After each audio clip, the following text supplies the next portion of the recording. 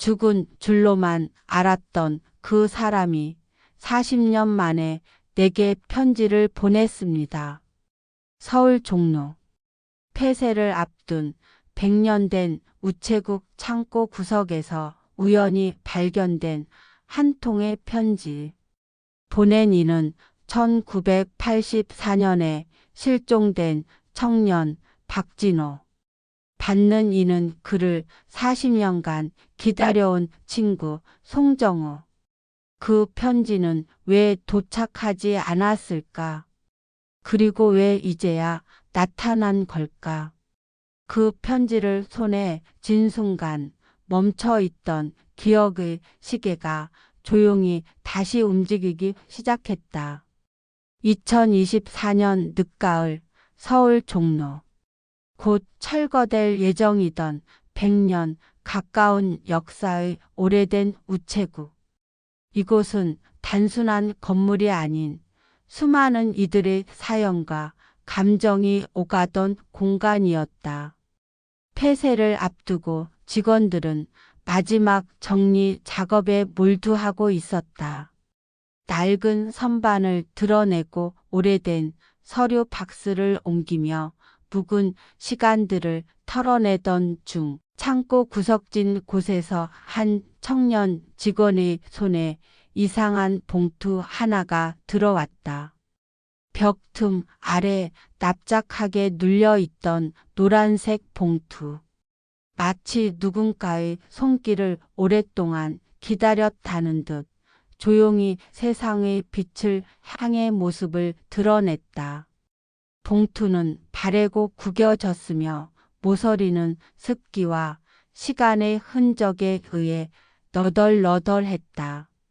흐릿하게 번진 만년필 글씨, 선명한 1980년대의 우체국 도장, 그리고 그 위에 쓰인 한 문장. 1984, 11, 3. 대전중앙우체국 발송. 수신인은 서울 강서구동 번지 송정우 귀하, 발신인은 박진호. 주소는 명확했다. 그런데도 이 편지는 어쩌다 40년 동안 도착하지 못했던 걸까? 당시 우체국의 기록에 따르면 박진호는 편지를 몇 차례 보냈고 이 중 대부분은 도착했지만 단 한 통. 그 마지막 편지만은 분류 도중 실수로 창고 구석 벽 틈에 끼어버린 것으로 보였다. 편지는 시스템상 배달 완료로 잘못 처리된 채 아무도 모르게 창고 구석에서 잠들어 있었던 것이다. 단순한 실수였을지 모른다. 하지만 그 한 통의 편지가 제 시간에 도착하지 못함으로써 어떤 인생은 전혀 다른 궤도를 걸었을지도 모른다. 우체국은 즉시 내부 조사를 시작했다. 수십 년 전의 수신자 정보를 찾기 위해 과거의 주소 기록, 주민등록 이력, 국가우편 정보망까지 샅샅이 뒤졌다. 한편 편지에는 당시 연락처도 함께 적혀 있었으나 이미 오래전부터 연결이 끊긴 번호였다. 몇 차례나 주소지로 반송되었고 담당 집배원도 더는 그 이름을 기억하지 못했다. 우체국 측은 퇴직한 직원에게까지 연락을 시도했고 주민센터에 보관된 과거 주소지 이력을 통해 수소문한 끝에 송정우라는 이름을 가진 남성이 현재 은평구의 한 단독주택에 거주 중이라는 사실이 확인되었다. 청년 직원은 봉투를 들고 조심스레 그 집을 찾았다. 노란 봉투 하나를 들고 두근거리는 마음으로 초인종을 눌렀다. 잠시 후 백발이 성성한 노인이 문을 열었다. 직원은 말없이 봉투를 내밀었다. 노인은 순간 그 자리에 굳어섰다. 그리고 떨리는 손으로 봉투를 받아 들었다. 흐릿해진 눈으로 발신자의 이름을 바라보다가 작게 속삭였다. 박진호. 그 이름 하나로 수십 년간 닫혀있던 기억의 문이 천천히 열리기 시작했다. 그는 봉투를 어루만지며 중얼거렸다. 왜 이제야? 왜 지금에서야 오는 거냐, 진호야. 그날 이후 멈춰있던 그의 마음속 기억의 시계가 마침내 조용히 움직이기 시작했다. 1984년 늦가을, 대전 외곽의 한 공업고등학교. 운동장 뒤편, 낡은 철제 벤치 위에 두 명의 소년이 앉아 있었다. 바람은 찬 기운을 품고 운동장을 스치고 잿빛 하늘 아래 낙엽은 조용히 흩날렸다. 한 소년은 박진호. 밝고 활기찬 성격에 늘 친구들 틈에서 웃음소리를 만들던 아이. 다른 소년은 송정우. 조용하고 내성적이지만 마음이 깊고 따뜻한 아이였다. 진호가 입을 열었다. 정우야, 우리 졸업하면 같이 서울 가자. 진심이야. 공사판이든 식당이든 어디든 알바하면서 방 구하고 너랑 같이 살면서 뭐라도 해보자. 너만 옆에 있으면 돼. 정우는 작게 웃으며 고개를 저었다. 너답다, 진호야. 근데 난 그런 거 자신 없어. 우리 집 사정 알잖아. 지금은 그냥 빨리 취직해서 돈 버는 게 먼저야. 진호는 표정을 굳히고 정우를 바라봤다. 야, 그게 무슨 소리야. 너 정말 똑똑하잖아. 선생님들도 인정했잖아. 여기까지 온 것도 다 내 노력이고 실력이야. 집 사정이 어떻든 내 미래까지 포기하지 마. 그는 갑자기 손목의 시계를 풀어 정우에게 내밀었다. 오래된 시계였다. 유리는 장글킴으로 가득했고 가죽 밴드는 해지고 색이 발에 있었다. 하지만 시계 뒷면엔 정성스레 새긴 문구가 있었다. 이거 우리 아버지가 군대에서 쓰던 시계야. 나보다 내가 더 필요할 것 같아. 그냥 시계가 아니라 약속이야. 나중에 꼭 다시 만나. 그리고 그때 돌려줘. 정우는 놀라며 손사래를 쳤다. 야, 이건 진짜 너무한 거 아니냐. 나 이거 받을 수 없어. 받아. 그냥 받아. 우정이라는 거 말로만 되는 거 아니잖아. 우린 꼭 다시 만날 거야. 그러니까 잊지 마. 그날 가늘고 찬 비가 운동장 위로 흩날리기 시작했다. 두 소녀는 말없이 앉아 가을의 끝자락을 함께 보냈다. 며칠 후 진호는 서울로 떠났다. 식당, 공사판, 주유소. 그는 닥치는 대로 일하며 밤에는 야간 고등학교를 다녔다.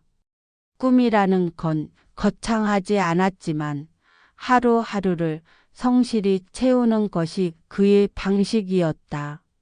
정우는 인천의 한 기계 부품 공장에 취직했다. 아침 7시 출근, 밤 8시 퇴근. 고된 노동에 하루하루가 똑같은 회색빛이었다. 하지만 그는 시계를 손목에 채우며 매일을 버텼다.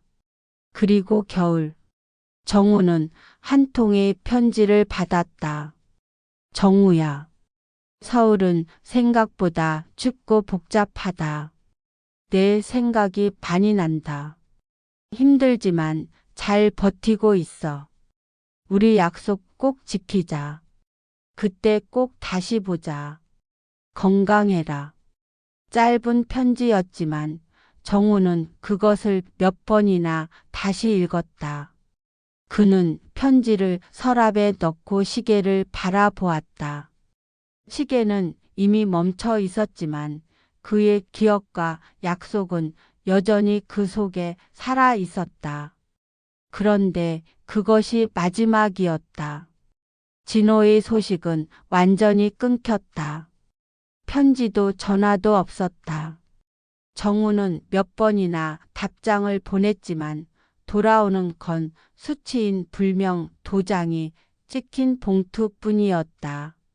그는 그 후 진호가 말한 주소를 직접 찾아가 보기도 했다. 하지만 그곳엔 이미 다른 사람이 살고 있었고 진호라는 이름을 아는 이도 없었다. 주변 이웃들도 오래전에 그 집은 철거됐다고 했다. 정우는 의문을 품었지만 시간이 흐르며 결국 그가 나를 잊었구나 하는 쓸쓸한 체념으로 가슴을 다독일 수밖에 없었다.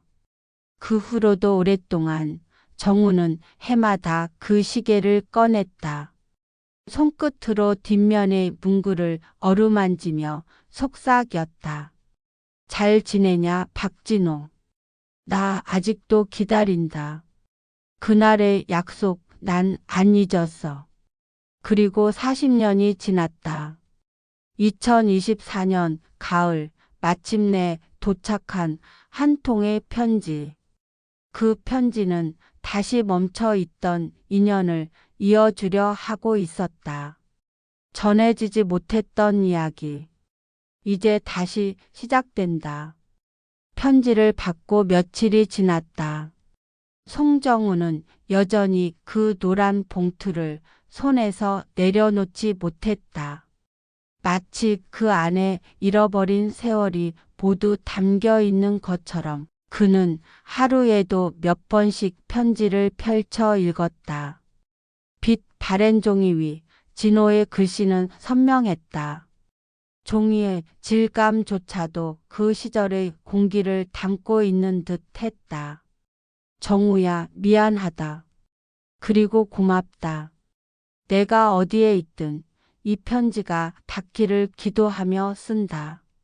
편지 속 문장은 단정했지만 그 안에 담긴 감정은 거칠고도 절박했다. 마치 절벽 끝에서 부르짖는 외침처럼 한 자 한 자의 마음이 담겨 있었다. 송정우는 그 내용을 수십 번 곱씹었다. 편지의 마지막 구절이 계속 머릿속을 맴돌았다. 그때 못한 말이 너무 많다. 하지만 내가 이걸 읽고 있다면 언젠가는 꼭 다시 만나게 될 거라고 믿고 싶다. 마이너스 진호. 정우는 조용히 편지를 접었다. 손끝에 닿는 종이의 질감조차도 진호의 체온처럼 느껴졌다. 그는 책상, 서랍 깊숙이 넣어두었던 시계를 꺼냈다. 그날 이후 단 한 번도 버리지 못했던 진호의 시계였다. 멈춘 시계는 5시 47분을 가리키고 있었다. 할아버지, 이 시계는 시간이 멈춰 있네요. 항상 저 시간이었어요. 갑작스러운 목소리에 정우는 고개를 들었다. 거실에 함께 앉아 있던 손녀 수진이었다. 수진은 대학교 졸업 후 잠시 정우의 집에 머무르며 구직 활동을 하던 중이었다. 정우는 미소를 지으며 시계를 다시 바라봤다. 내 아버지보다 더 오래된 친구에게 받은 거야. 이 시계가 멈춘 날 내 마음도 그 자리에 멈춰 선 것 같았지. 수지는 조용히 물었다. 그 친구가 이 편지를 보낸 사람이에요? 정우는 고개를 끄덕였다. 그래, 박진호. 40년 전 가장 소중한 친구였지.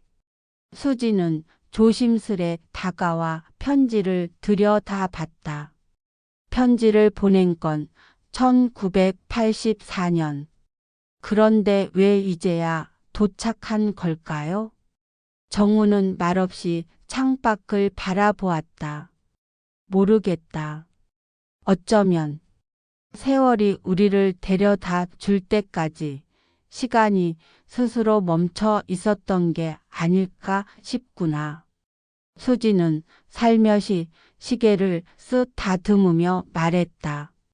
할아버지, 이 시계가 멈춘 시간 뭔가 의미가 있는 거죠? 정우는 조용히 고개를 끄덕였다. 그래, 그 시간은 진호가 마지막으로 내게 전화를 걸어온 시간이다.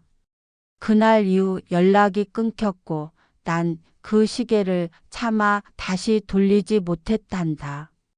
그날 저녁 정우는 오랜만에 옛 친구들을 수소문하기 시작했다. 예전 고등학교 동창들의 연락처를 찾아 전화를 돌렸고 사회간 개망 서비스에도 이름을 검색해 보았다. 하지만 박진호의 흔적은 어디에도 없었다. 누군가 말하길 진호는 군대를 간 후 연락이 끊겼다고 했고 다른 이들은 진호의 이름조차 기억하지 못했다. 마치 진호는 세상에서 흔적도 없이 사라진 이름처럼 느껴졌다. 그리고 이틀 후 정우는 한 통의 전화를 받았다. 혹시 송정우 씨 맞으신가요? 네, 그런데요. 대전 중앙우체국에서 연락드렸습니다. 며칠 전 전달해 드린 편지 관련해서 추가로 조사 중 박진호 씨의 이름과 관련된 기록이 하나 발견됐습니다. 정우는 순간 숨이 막히는 듯한 느낌을 받았다. 기록이요?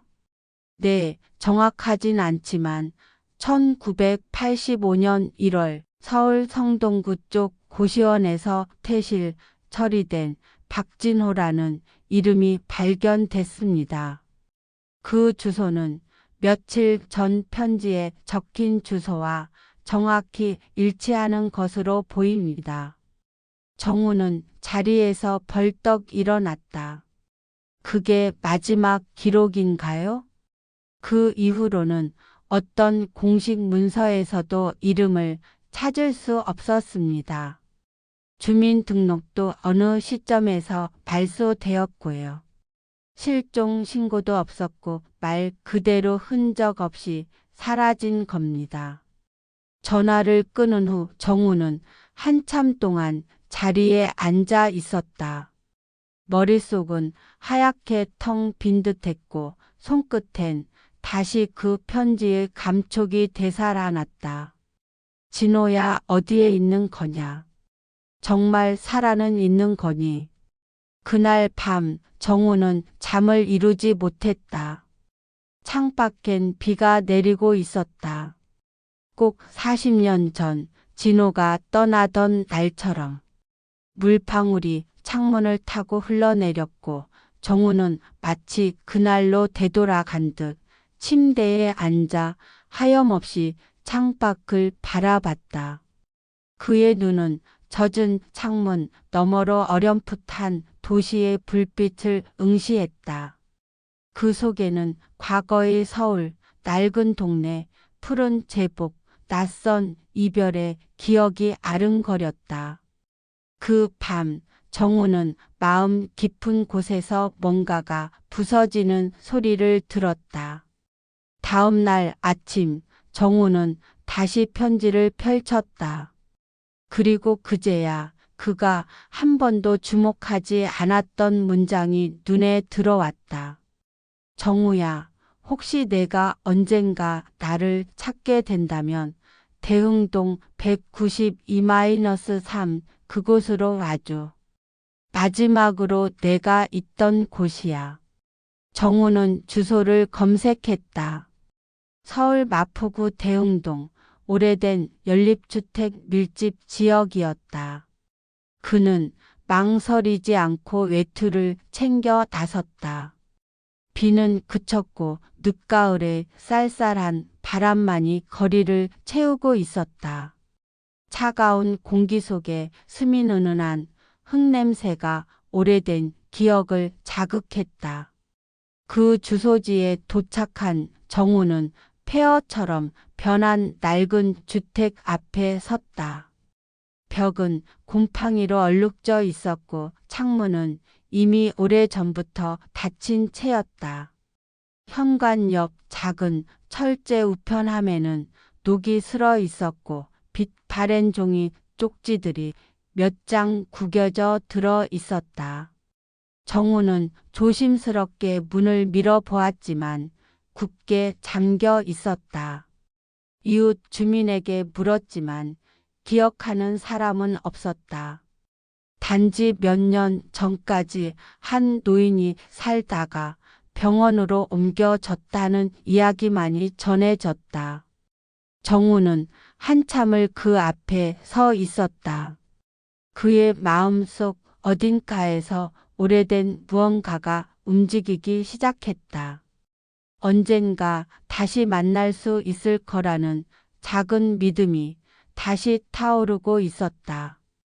그의 손 안에는 여전히 편지가 쥐어져 있었고 그는 무언가 놓치고 있는 게 아닐까 하는 생각에 다시 한번 주위를 둘러보았다. 그때 우편함 틈 사이로 바람에 흩날리는 종이 한 장이 떨어져 바닥을 뒹굴었다. 정우는 무심코 그것을 집어들었다. 그리고 눈이 커졌다. 그 종이에는 이렇게 적혀 있었다. 이 주소를 찾는 분이 있다면 아래 번호로 연락 바랍니다. 정우를 기다리는 사람. 정우는 숨을 삼켰다. 그 문장은 마치 40년 전의 진호가 지금도 여전히 자신을 기다리고 있다는 듯이 느껴졌다. 마치 그 시간 속에서 걸어 나온 사람이 지금도 그 자리에서 멈춰 서 있는 것만 같았다. 그는 떨리는 손으로 휴대전화를 꺼냈다. 손끝은 얼음처럼 차가웠고 화면을 눌러 번호를 입력하는 그 몇 초가 한 세기처럼 느껴졌다. 신호음이 울리는 동안 정우의 가슴은 요동쳤다. 이어폰 너머로 전해지는 작은 여보세요 소리에 그는 심장이 멈추는 듯 했다. 그의 눈은 서서히 젖어들었다. 이제 사라졌던 이름들이 하나씩 되살아날 시간이었다. 정우는 깊게 숨을 들이쉬고 전화를 붙잡은 손을 더욱 단단히 쥐었다. 휴대전화 너머로 들리는 목소리는 낮고 조용했지만 이상하리만치 낯설지 않았다. 정우 맞지? 송정우. 그 순간 정우는 몸이 굳어버렸다. 이 목소리.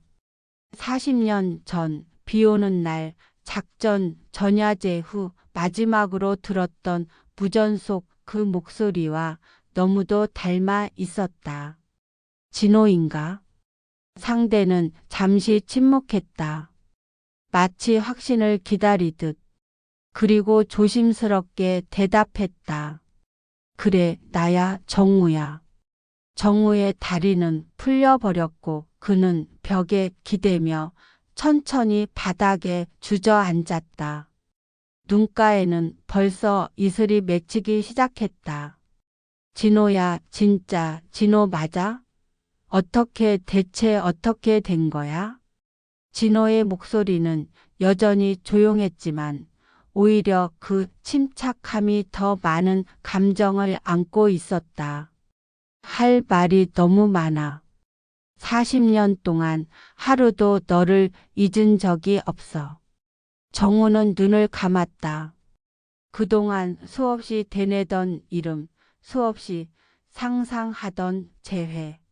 그러나 그 현실감은 예상보다 더 거칠고 복잡했다. 너 살아 있었구나. 근데 왜 연락하지 않았어? 왜 지금까지? 잠시 침묵이 흐르고 진호는 무겁게 입을 열었다. 그때 나도 죽은 줄 알았어.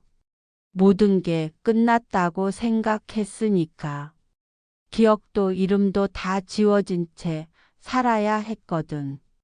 정우는 숨을 삼켰다. 말로는 설명되지 않는 수많은 감정이 가슴 안에서 소용돌이쳤다. 그게 무슨 말이야? 이름도 지워졌다고? 무슨 일이 있었던 거야, 진호야. 진호는 숨을 고르며 말했다. 그날 작전에서 부상을 입었고 깨어났을 땐 한 요양병원이었어. 아무도 날 찾지 않았고 난 내 이름조차 기억나지 않았지. 정우는 말을 잇지 못했다. 그의 눈앞에 진호가 푸른 제복을 입고 활짝 웃던 모습이 겹쳐졌다. 그렇게 1년, 2년. 시간이 흘러도 아무도 오지 않았어. 결국 병원 측에서 새 이름을 지어줬고 나는 다른 사람으로 살아갔지. 정우는 그가 느꼈을 절망과 고통을 감히 상상할 수 없었다. 진호는 이어 말했다. 그러다 어느 날 문득 모든 게 떠올랐어. 작전의 기억, 그리고 내 얼굴. 하지만 너무 늦었다고 생각했어. 내가 나타나는 게 너한테 상처가 될까 봐. 정우는 고개를 저었다. 아니야, 진호야. 너는 사라진 게 아니라 잃어버린 거였어. 우리가 널 못 찾아낸 거야. 내가 널 버린 게 아니야. 그 말에 진호의 숨소리가 잠시 흔들렸다. 그래도 용서받을 수 없을 줄 알았어. 그런데 그 편지, 마지막으로 남긴 그 편지가 이렇게 너한테 닿았다는 게 기적 같았어. 정우는 그제야 웃음을 터뜨렸다. 눈물 속에 섞인 웃음이었다. 그래, 기적이다. 40년을 돌아 우리가 다시 만나다니. 이보다 더한 기적이 어딨겠어. 두 사람은 잠시 말이 없었다. 그 침묵조차도 서로의 존재를 확인하고 다시 이어붙이는 연결의 끈처럼 느껴졌다. 정우는 물었다. 지금 어디야, 진호야? 널 만나고 싶어. 이 편지만으로는 부족해. 널 눈으로 봐야 진짜라는 걸 믿을 수 있을 것 같아. 진호는 가만히 대답했다. 내가 너에게 편지를 남긴 곳, 대흥동. 거기서 기다릴게. 정우는 고개를 끄덕이며 다시 한번 편지를 꺼냈다. 손끝에 닿은 종이의 감촉이 이제는 과거가 아닌 현재의 온기로 느껴졌다. 그리고 그는 다짐했다. 멈춰 있었던 시계의 시간이 이제 다시 움직일 순간이었다. 정우는 손끝으로 편지 봉투를 조심스럽게 매만졌다. 노랗게 바랜 종이는 마치 오랜 세월을 품은 듯 찢기고 다른 흔적들이 곳곳에 남아 있었다. 종이의 모서리는 눅눅한 공기에 시달린 듯 말려 있었고 잉크는 흐릿하게 번져 있었다. 하지만 그 안에 담긴 마음만은 여전히 생생하게 숨쉬고 있었다. 봉투를 가만히 쥔 채 그는 이 편지가 지나온 시간을 상상했다. 누군가의 서랍 속에 혹은 잊힌 서류 더미 속에 묻혀 있었을 그 세월이 갑자기 그의 눈앞에서 펼쳐지는 듯 했다. 숨을 크게 들이신 정우는 마치 성스러운 의식을 치르듯 천천히 편지를 열었다. 종이가 바스락거리며 펼쳐지는 소리는 방 안의 공기마저 조용하게 만들었다. 오래 멈춰 있던 시간이 다시 흐르기 시작하는 것만 같았다. 그는 한 글자, 한 문장에 눈을 고정한 채 조용히 읽기 시작했다. 그 글자들 사이로 지나간 계절의 공기가 스며들었고 잊고 있었던 장면들이 파도처럼 밀려왔다. 햇살이 따뜻하던 어느 오후 창밖을 바라보던 교실, 자전거를 타던 여름날, 눈 내리던 날 함께 걷던 골목까지. 그 모든 기억들이 편지 속에서 되살아나고 있었다. 정우야, 이 편지를 내가 읽을 때쯤이면 난 이미 이 세상에 없을지도 모르겠구나. 미안하다. 이렇게 편지를 남기는 게 전부가 되어버린 내 삶이 때로는 원망스럽기도 했어. 우리가 마지막으로 헤어지던 그날 이후 하루도 너를 잊은 적이 없어. 자전거를 함께 타던 그 여름날의 바람, 책상 위에 엎드려 함께 졸던 오후, 그리고 군대 가기 전날 밤 내가 건넸던 짧은 인사와 그때의 눈빛까지도. 그 기억들이 내 삶의 끝자락까지 나를 지탱해 줬어. 힘든 날도 있었지만 너를 떠올리면 이상하게도 마음이 편안해졌지. 다른 누구도 아닌 너였기에 가능했던 거야. 내가 내 삶에서 가장 따뜻한 사람이었으니까. 나는 그 사실을 매일 되뇌었어. 혹시 기억나니? 고등학교 졸업식 날 너랑 나랑 운동장 끝자락에서 아무 말 없이 한참을 앉아 있었던 거. 해가 기울고 운동장이 붉게 물들던 그날의 노을빛이 아직도 생생하게 떠오른다. 말은 없었지만 우리는 서로의 마음을 다 알고 있었지. 침묵 속에서도 나는 내 숨결을 느낄 수 있었어. 그리고 그 순간이 내 인생에서 가장 고요하고 확실한 사랑의 순간이었다. 정우야, 넌 항상 나보다 더 큰 세상을 보던 사람이었어. 넌 누구보다 멀리 내다보고 누구보다 더 뜨겁게 세상을 살아가던 사람이었지. 너를 보며 나는 늘 부끄러웠고 동시에 존경심을 가졌어. 난 그런 내 옆을 조용히 지키고 싶었던 사람이었고 비록 그 마음을 끝내 말하지 못했지만 내가 알아줬으면 좋겠어. 정말로 나는 오랜 시간 동안 너의 곁에 서 있는 것만으로도 충분했어. 너와 나란히 걷는 시간, 너와 눈을 마주치는 순간, 그 모든 게 내겐 기적이었으니까. 나는 너를 좋아했어. 아주 오랫동안 깊고 조용하게. 말로는 다 설명할 수 없는 감정이었어. 함께 웃고 함께 울고 같은 시간을 살아낸 그 순간들이 내겐 얼마나 소중했는지. 넌 아마 모를 거야. 아니, 어쩌면 알았을지도 모르지. 내가 웃을 때마다 내가 함께 웃던 이유를, 내가 힘들어할 때마다 내가 괜히 멀리서 지켜봤던 이유를. 아마 너도 눈치챘을지도 모르지. 하지만 난 감히 말할 수 없었어. 내 삶에 짐이 되고 싶지 않았거든. 나는 그저 내가 행복하길 바랐어. 그래서 그때 떠날 수밖에 없었어. 그 선택이 옳은지 그른지는 아직도 잘 모르겠지만 적어도 너에겐 상처가 되지 않기를 바랐어. 내 뒷모습을 보며 끝내 말하지 못했던 내 마음은 그렇게 오랫동안 가슴속에서 울고 있었어. 나는 매년 내 생일이 되면 너를 떠올렸어.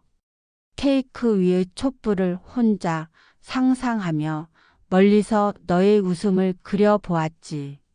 너의 결혼 소식을 우연히 들었을 때 마음 한구석이 찢어지는 것 같았지만 동시에 안도했어. 내가 행복하다면 그걸로 된 거니까. 그래, 넌 그런 사람이니까. 누군가의 하루를 밝히는 사람. 내가 아니어도 넌 분명 누군가에게 그렇게 살고 있으리라 믿었어. 그리고 그걸 믿는 게 내 마지막 자존심이었는지도 모르지. 내가 마지막으로 남기고 싶은 건원망도 미련도 아니야. 단 하나 고맙다는 말이야. 너를 알게 돼서 고맙고 함께 웃고 울 수 있어서 고마워. 너와 함께한 시간 덕분에 살아있는 동안 참 따뜻했어. 그건 정말이야. 어떤 기억보다도 어떤 사람보다도 넌 내게 가장 특별했어. 너의 존재 하나만으로 내 삶은 충분히 아름다웠어. 다시 태어난다 해도 나는 아마 또 너를 찾게 될 거야. 혹시 내가 이 편지를 읽고 나서라도 내가 너에게 남긴 흔적이 말하지 못했던 감정들이 조금이라도 따뜻하게 남아 있기를 바란다. 그게 내 마지막 소원이자 유일한 바람이야. 나는 이 세상을 떠나지만 내 마음은 이 편지에 남겨둘게. 언제 어디서든 내 곁에 있을 거야. 내 삶이 평온하길, 내가 미소 지을 수 있는 날들이 많아지길 바란다. 부디 너도 나처럼 따뜻한 누군가를 만나기를. 그리고 그 사람이 내 삶을 내가 그러했듯 조용히 채워주기를. 늘 행복하길.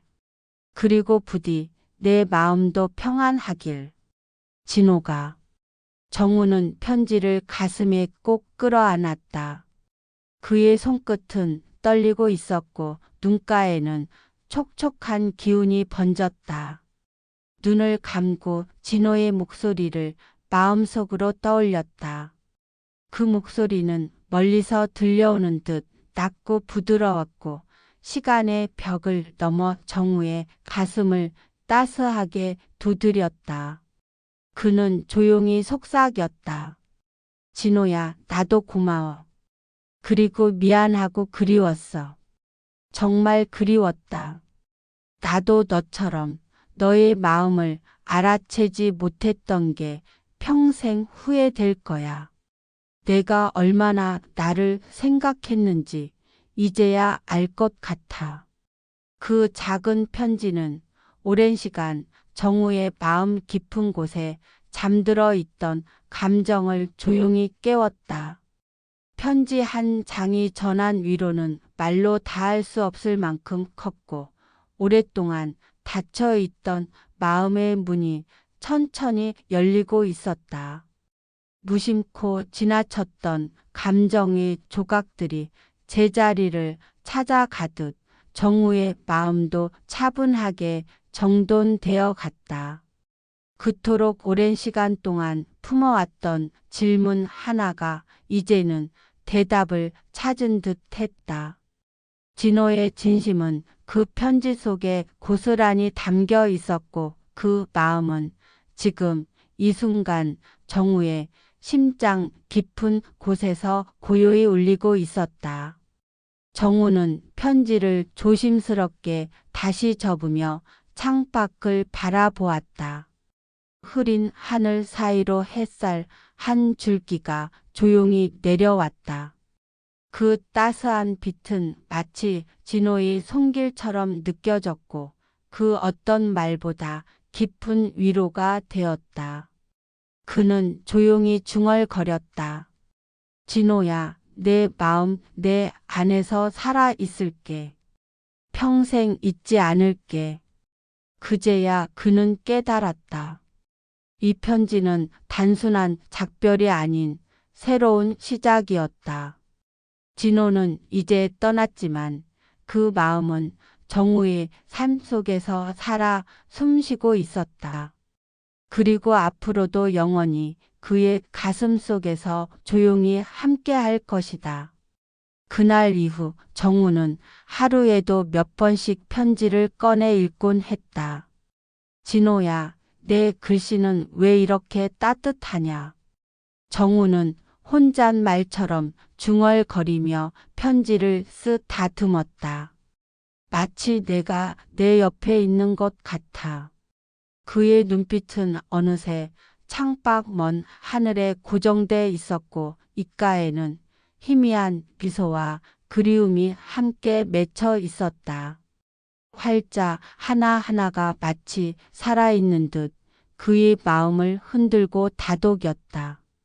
바쁜 일상 속에서도 그는 매일 아침 진호의 편지를 조용히 읽으며 하루를 시작했다. 편지 속 진호의 말투, 숨결, 마음은 종이 위에서 여전히 따뜻하게 살아 있었다. 때로는 낡은 편지지를 손에 쥐고 창밖을 바라보며 멍하니 시간을 보내기도 했다.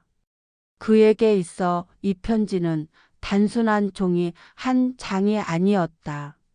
그것은 지나간 시간을 되돌려주고 놓쳤던 감정을 되새기게 하는 하나의 작은 우주였다. 그가 살아온 시간과 맞닿아 있는 단 하나의 진심이 담긴 기록이었다. 정우는 어느 날 더 이상 가만히 있을 수 없다는 생각이 들었다. 그의 마음 한켠에서 뭔가가 터질 듯이 꿈틀거리고 있었다. 그는 혼잣말처럼 중얼거렸다. 계속 이렇게 살아선 안 되겠어. 진호야, 너에게 뭔가를 해야만 할 것 같아. 그는 편지를 품에 안고 옛 동네를 찾아가 보기로 결심했다. 40년 전 두 사람이 마지막으로 함께 걷던 그 골목. 벚꽃이 흐드러지던 어느 봄날, 둘이 나란히 걷던 좁은 골목길은 여전히 그 자리에 있었다. 하지만 세월은 많은 것을 바꾸어 놓았다. 낡은 주택은 사라지고 그 자리에 작은 카페와 꽃가게, 아기자기한 상점들이 들어서 있었다. 오래된 추억의 그림자는 이제 다른 색으로 칠해져 있었지만 그곳의 공기만큼은 여전히 익숙했다. 바람에 섞여 들어오는 진달래 향기, 돌담길 사이사이에 스며든 햇살, 그리고 먼 데서 들려오는 아이들의 웃음소리가 그 시절의 한 조각을 다시 되살려주는 듯 했다. 정우는 거리 한켠에 조용히 서서 눈을 감았다. 벚꽃잎이 살랑이는 소리, 진호의 웃음소리, 그가 부르던 노래의 가락이 바람을 타고 들리는 듯 했다. 그곳에는 아무도 없었지만 동시에 모든 것이 함께 있는 듯한 기분이었다. 정우의 마음은 벚꽃잎처럼 흩날리고 있었고 눈꺼풀을 감은 채 떠오르는 기억은 선명했다. 봄날 오후의 따스한 햇살처럼 그 기억은 그의 피부를 스치며 마음속 가장 깊은 곳을 두드리고 있었다. 그 순간만큼은 과거와 현재가 포개져 마치 시간이 멈춘 듯한 감각에 사로잡혔다. 그는 무심결에 주머니에서 편지를 꺼내 펼쳤다. 잠시 편지를 내려다 보다가 조용히 혼잣말을 했다. 진호야, 오늘따라 내가 더 보고 싶구나. 왜 이렇게 마음이 저릿하냐. 손끝이 편지지를 어루만질 때 누군가 그의 옆에 조용히 다가왔다. 그 편지, 혹시 진호 씨 편지인가요? 낯선 여인의 목소리였다. 정우는 놀란 듯 고개를 돌렸다. 그녀는 중년의 여인이었고 손에는 오래된 노트를 하나 들고 있었다. 그녀의 눈빛엔 아련한 슬픔과 잔잔한 따뜻함이 함께 담겨 있었다. 머리카락 사이로 부는 봄바람이 그녀의 표정을 더욱 깊이 새겨주는 듯 했다. 진호의 지인이신가요? 여인은 조용히 고개를 끄덕였다. 네, 저도 얼마 전에서야 이 편지의 존재를 알게 됐어요. 제게 진호 씨의 물건 일부가 넘어왔거든요. 거기엔 일기장이 있었어요. 그 속에 정우 씨에 대한 이야기가 아주 많이 있었죠. 정우의 눈빛이 흔들렸다. 그는 잠시 숨을 멈춘 채 그녀를 바라보았다. 벚꽃잎이 흩날리는 그 순간에도 그의 시선은 그 여인의 말에 고정되어 있었다. 가슴속 어딘가에서 무언가가 조용히 울리고 있는 듯한 느낌이었다. 오래도록 꾹꾹 눌러 담아두었던 감정들이 금이 간 유리처럼 조용히 흔들리고 있었다. 그는 마지막까지 저를 기억하고 있었군요. 여인은 살짝 미소 지으며 노트를 조심스레 펼쳤다. 그 속엔 진호의 필체로 가득한 글들이 빼곡히 적혀 있었다. 편지와 닮은 문장, 익숙한 표현들. 그리고 한 페이지에는 이런 문장이 적혀 있었다. 혹시라도 정우가 이 편지를 받는 날이 온다면 제발 그에게 전해주세요. 나는 단 한 번도 그를 잊은 적이 없었다고. 그와 함께한 시간이 내 삶에서 가장 빛났다고. 정우는 더 이상 말을 잇지 못하고 고개를 숙였다. 눈가가 붉게 물들었고 그제야 그는 편지를 꼭 쥔 채 조용히 중얼거렸다. 진호야, 나도 너를 잊은 적이 없어. 단 한순간도. 바람이 불어와 벚꽃잎을 흩날렸다. 노트 속 글씨가 가볍게 흔들렸다. 여인은 정우의 옆에서 조용히 그 장면을 함께 바라봤다. 그녀 역시 눈시울이 붉어졌다. 진호 씨는 언제나 정우 씨를 그리워했어요. 그 편지 속 모든 문장은 당신에게 닿기 위한 마음이었죠. 그 일기장을 읽을 때마다 느꼈어요. 그 사람은 정말 당신을 사랑했어요. 말하지 못했을 뿐 그 마음은 언제나 살아 있었어요. 그리고 그 사랑은 지금도 이곳에 머물러 있는 것 같아요. 정우는 고개를 들었다. 하늘은 맑았고 햇살이 눈부시게 따뜻했다. 바람은 그의 뺨을 부드럽게 스쳤고 오래전 들었던 진호의 웃음소리가 다시 들리는 듯 했다. 그 마음 이제야 닿았네요. 참 오래 걸렸지만 그래도 와줘서 고마워요. 진호야, 정말 고마워. 그날 오후 정우는 벚꽃나무 아래 작은 벤치에 앉았다. 여인은 조용히 자리를 비켰고 정우는 다시 편지를 꺼내 펼쳤다. 그리고 손으로 편지지를 조심스럽게 쓸어내리며 낮게 읊조렸다. 이제는 나도 너에게 편지를 쓸게. 아주 많이 늦었지만 마음만은 진심이야. 그는 조용히 웃으며 주머니에서 작은 수첩을 꺼냈다. 그 안에 첫 문장을 천천히 적기 시작했다. 진호야, 내가 없는 이 세상에서 나는 이제야 너를 제대로 만나는 것 같아. 우리가 함께하지 못했던 시간들이 아쉽지만 너의 마음이 이렇게라도 내게 닿아서 다행이야. 이젠 나도 너를 향해 마음을 내어줄 수 있을 것 같아. 그리고 내 남은 생에서 너를 위해 살아갈게. 고마워 잊지 않을게. 그 글자를 써내려가며 정우의 마음속에는 오랫동안 얼어붙어 있던 감정이 천천히 녹아내리고 있었다. 벚꽃은 바람을 타고 그의 머리 위로 흩날렸고 햇살은 조용히 그의 어깨를 감쌌다.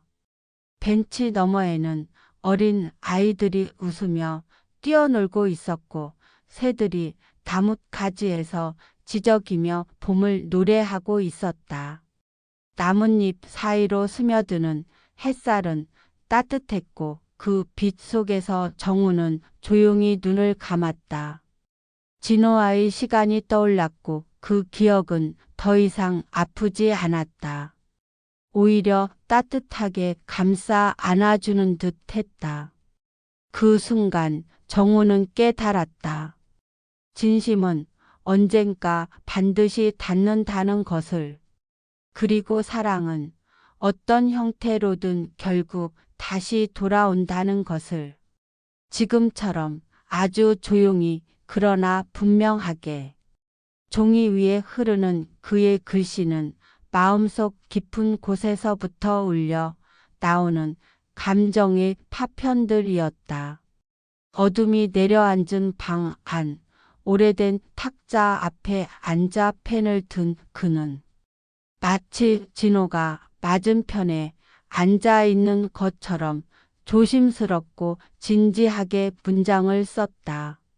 진호야, 오늘은 너와 함께 걷던 골목길에 다녀왔어.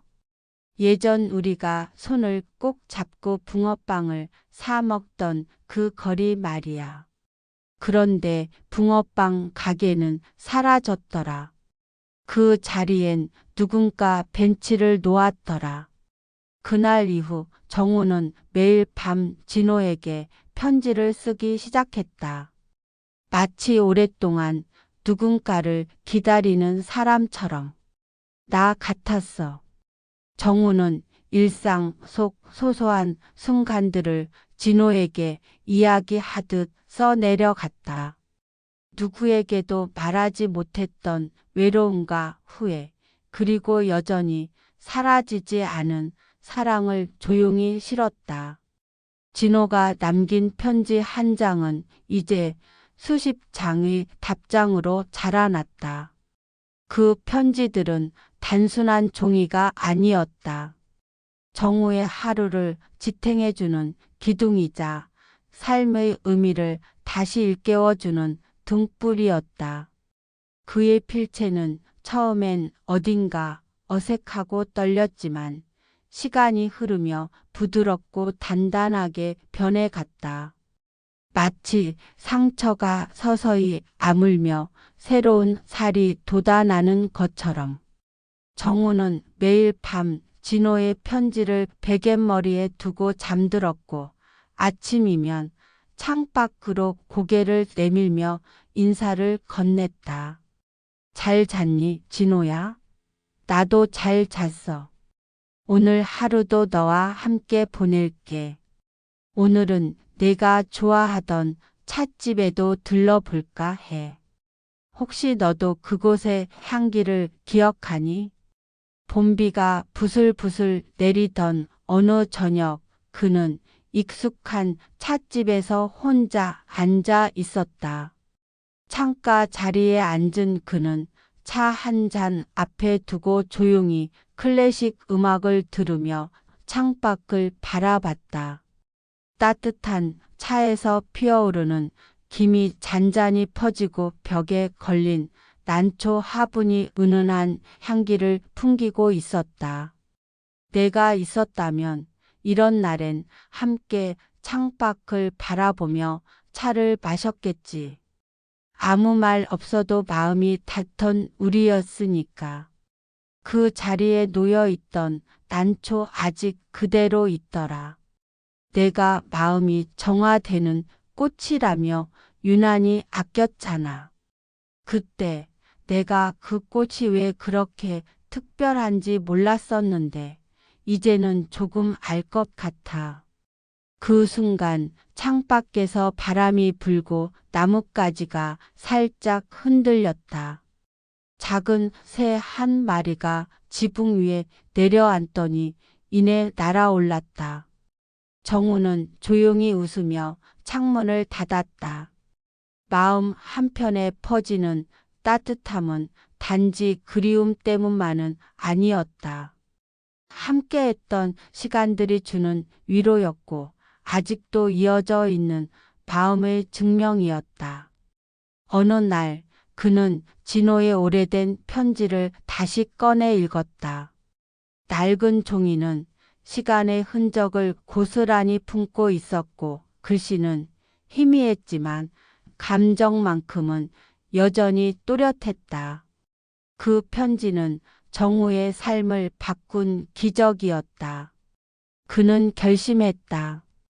이 마음을 더 이상 혼자 간직할 수 없다고.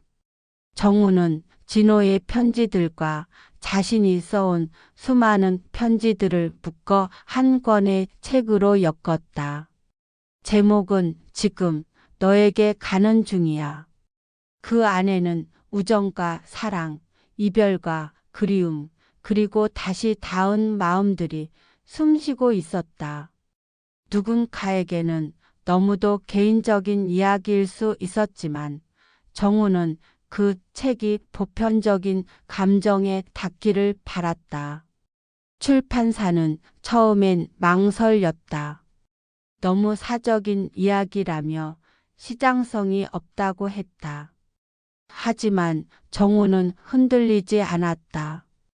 이건 제 이야기이기도 하지만 동시에 우리 모두의 이야기입니다.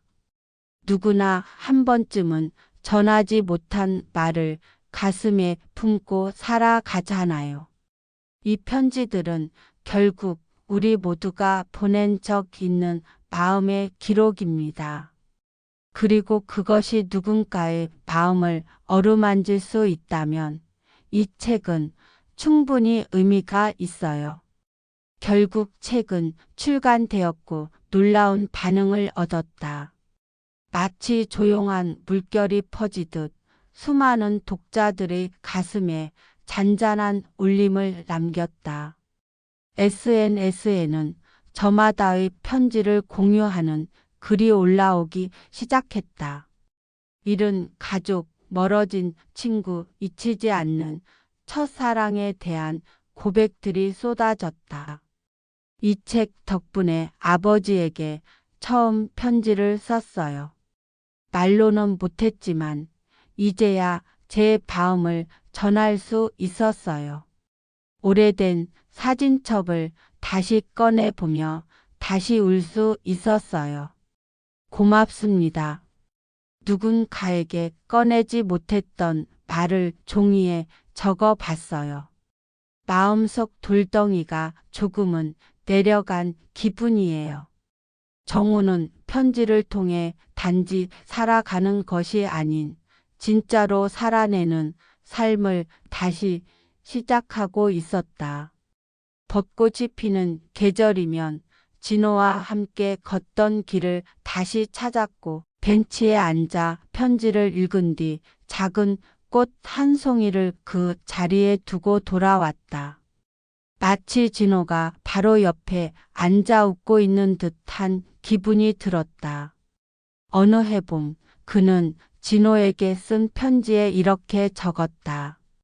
진호야, 나는 내가 없는 세상에서 너와 함께 살아가고 있어.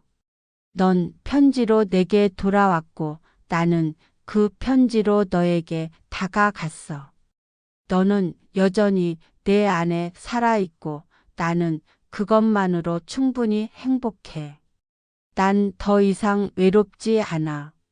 너는 항상 내 곁에 있으니까. 지금도 내가 내 어깨를 토닥이는 것 같아. 그는 고개를 들고 창밖을 바라보았다. 햇살이 따뜻했고 골목을 지나는 아이들의 웃음소리가 멀리서 들려왔다. 찬란한 하루였다. 그는 그 따뜻한 흐름 속에서 조용히 웃었다.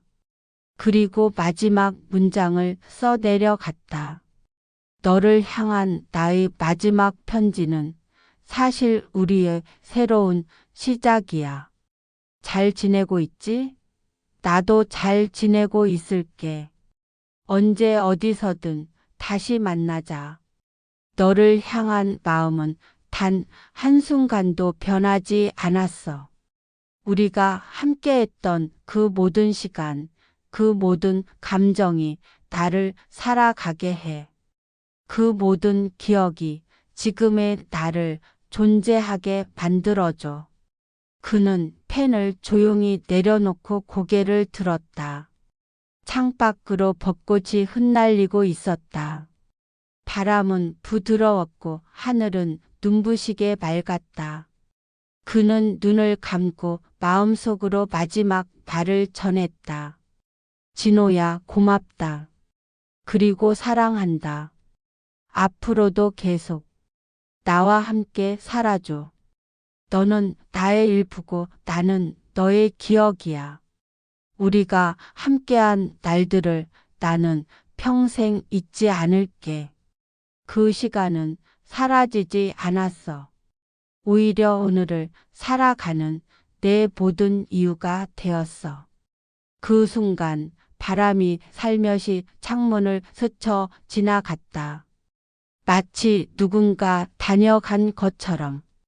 그리고 정우의 가슴은 처음으로 진정한 평온에 닿았다. 세월이 흘러도 진심은 사라지지 않습니다. 한 통의 편지가 40년의 시간을 넘어 사람의 마음을 다시 이어준 오늘처럼요. 당신에게도 언젠가 그런 따뜻한 순간이 찾아오길 바랍니다. 이 이야기가 마음에 닿았다면 구독과 좋아요로 따뜻한 응원을 전해주세요. 당신의 한 번의 클릭이 더 많은 사람에게 이 감동을 전할 수 있는 힘이 됩니다. 여기는 따뜻한 사람 이야기였습니다.